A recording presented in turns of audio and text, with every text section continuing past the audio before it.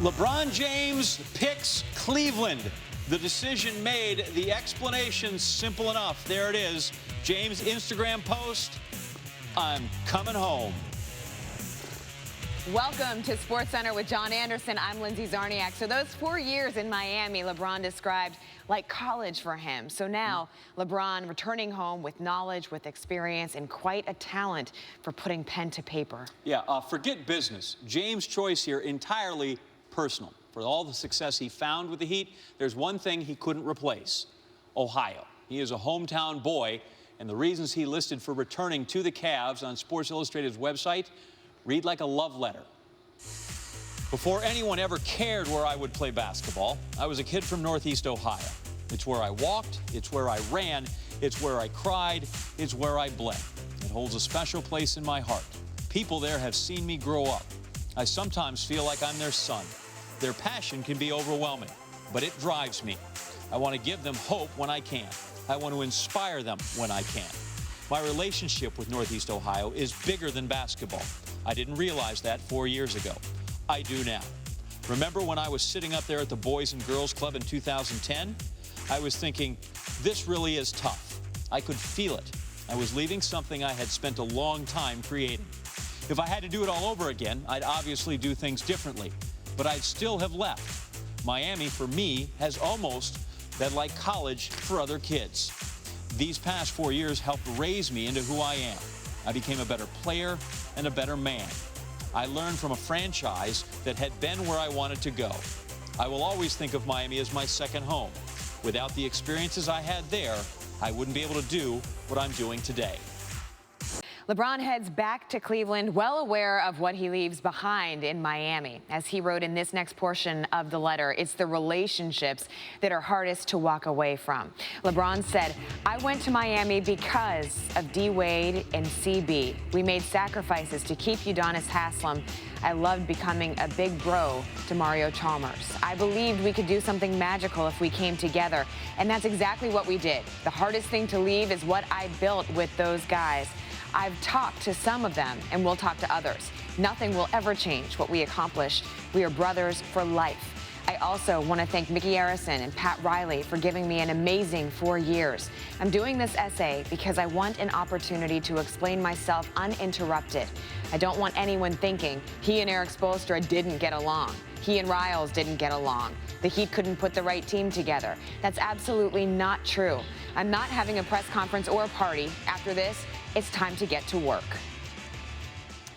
Speaking of getting to work, Mark Schwartz is down in Miami. And Mark, so a handful of hours have passed since news broke of LeBron's decision to go back to Cleveland. What has the reaction been all day long, really? I'll tell you what, Lindsay, the first reaction I saw was the very face of our photographer we've worked with for 4 years in this town, and he wouldn't be on our payroll as much unless Dwayne Wade and LeBron James were getting the Heat to the NBA Finals. There was a look of devastation I've never seen on his face before, and I think it spoke volumes for everybody in this area. This means a lot not only to fans, but to people's livelihoods. So to the next part of the letter written by LeBron, his unfinished legacy to be written. LeBron knows it will not be as smooth a transition as it was going from Cleveland to Miami. Here's what he said: "I'm not promising a championship. I know how hard that is to deliver. We're not ready right now. No way. Of course, I want to win next year, but I'm realistic. It will be a long process, much longer than it was in 2010. My patience will get tested. I know that. I'm going into a situation with a young team and a new coach. I will be the old head, but I get a thrill out of bringing a group together and helping them reach a place they didn't know they could go. I see myself as a mentor now, and I'm excited to lead some of these talented young guys. I think I can help Kyrie Irving become one of the best point guards in our league. I think I can help elevate Tristan Thompson and Dion Waiters. And I can't wait to reunite with Anderson Varejao, one of my favorite teammates. But this is not about the roster or the organization. I feel my calling here goes above basketball. I have a responsibility to lead in more ways than one, and I take that very seriously. My presence can make a difference in Miami, but I think it can mean more where I'm from. I want kids in Northeast Ohio, like the hundreds of Akron third graders I sponsor through my foundation, to realize that there's no better place to grow up. Maybe some of them will come home after college and start a family and open a business. That would make me smile. Our community, which has struggled so much, needs all the talent it can get. In Northeast Ohio, nothing is given. Everything is earned. You work for what you have. I'm ready to accept the challenge. I'm coming home. And naturally, team owners on both sides weighing in. First, the Heat's Mickey Arison saying, I am shocked and disappointed in today's news. However, I will never forget what LeBron brought us for 4 years. Thanks for the memories, King James. Very classy tweet. Flip side of Blatt's happiness would be this. It's from Pat Riley, the Heat president, on LeBron's decision to return to the Cavaliers. Says, while I am disappointed by LeBron's decision to leave Miami, no one can fault another person for wanting to return home. The last 4 years have been an incredible run for South Florida, Heat fans, our organization, and for all of the players who were a part of it. LeBron is a fantastic leader, athlete, teammate, and person, and we are all sorry to see him go. Over the last 19 years since Mickey and I teamed together, the Miami Heat has always been a championship organization.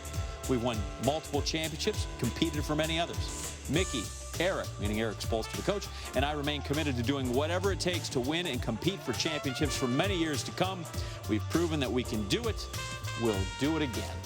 Mark Stein and Chris Broussard are here with me. These guys are gathering information quicker than I can get a word out here. Let's get right to the nuts and bolts of this. Chris, let's start with you. When did LeBron James actually make this decision? Well, he met Sunday with Dan Gilbert, his agent Rich Paul, Maverick Carter, his business manager, and they hashed everything out. The letter, the relationship, all of that. And after they came away from that meeting feeling good about each other and basically restoring their friendship or their relationship, that's when you'd have to believe LeBron was like, all right, I'm all in. He probably had to be somewhat in just to meet with Gilbert. But then, and I was hearing throughout the week that from a lot of people connected to the situation, there were only about 4 people you would hear it from and know it was true. So none of them were talking. That one of them is LeBron. Silence from them.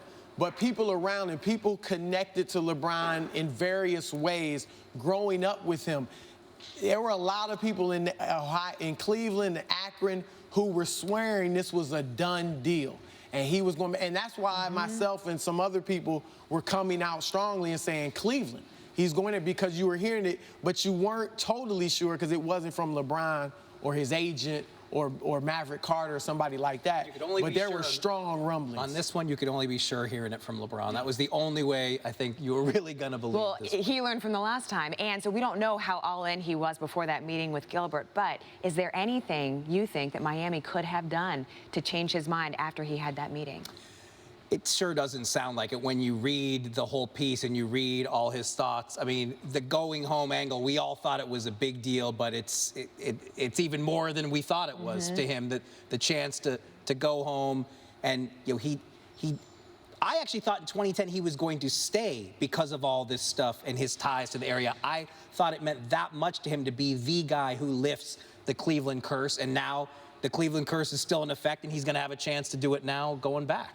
Yeah. I think it was you, Mark, who said that you thought maybe he would reveal it on Twitter, right? So what was it what did you think about the way that he chose to do this? First, it was jealousy, because there really is no one in our business who has a way with words like Lee Jenkins from Sports Illustrated. So to have him kind of co-write it with him, I wish I could get the same deal. Of course. But when you read the words, you see what he says. He wanted to just get it out uninterrupted, no press conference, no questions. He just put it all on paper and let us all digest it. It's smart, and I mean, he pretty much bears his soul here. So what can you say? And Bruce, I just got a text from one of that handful of people who would know. He says LeBron did not make a decision until Thursday, a final decision. Obviously, he was leaning strongly toward Cleveland, meaning yesterday. And the piece was written yesterday with Lee Jenkins of Sports Illustrated. So they're saying the final decision was not made until Thursday, but obviously he was leaning that way. There were a lot of rumblings, things of that nature. And obviously that's just a scenario where LeBron's saying, okay, here's where my head is, this is what I'm thinking, and they just craft it together. Let's dot the I's and cross the T's and make sure I'm all in on this. LeBron James' departure sheds light on just how bare, though, the cupboard is in Miami now, though the Heat will re-sign Chris Bosh. Beyond that, they only have agreements with 4 other players: Josh McRoberts, Danny Granger, Norris Cole, Shabazz Napier. But McRoberts, Granger, and Napier still have to officially sign.